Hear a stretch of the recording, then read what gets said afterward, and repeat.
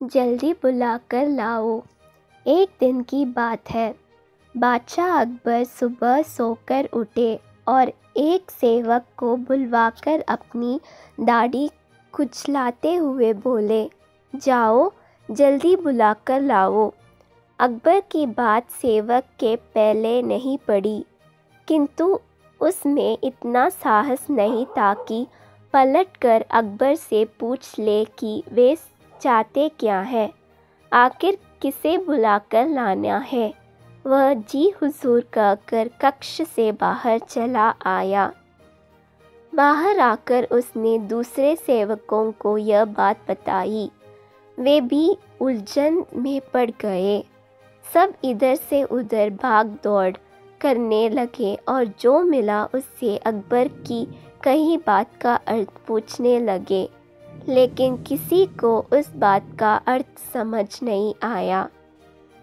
आखिरकार वह सेवक दौड़ा दौड़ा बीरबल के घर गया और पूरी बात बताते हुए बोला, हुजूर, आप ही बादशाह सलामत की बात का मतलब बता सकते हैं। सबसे पूछ चुका हूँ पर कोई इसका अर्थ समझ नहीं पा रहा है। अगर जल्दी बादशाह का हुक्म नहीं बचाया तो मेरी शामत हो जाएगी।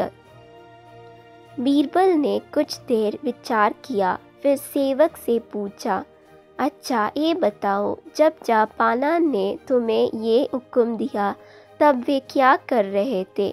बादशाह सलामत सोकर उठे थे और बिस्तर पर बैठकर अपनी दाढ़ी कुचा रहे थे।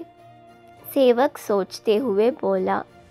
बीरबल को पूरी बात समझते देर नहीं लगी और वो बोला, हजाम को लेकर फौरन बादशाह सलामत के पास पहुंचो।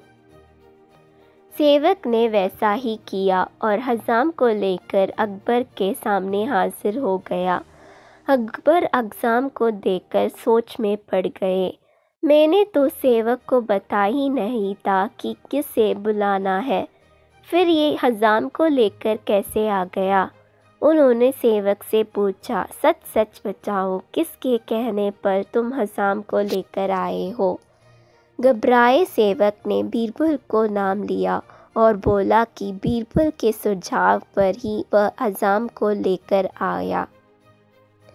अकबर बीरबल की अक्लमंदी पर बहुत खुश हुए।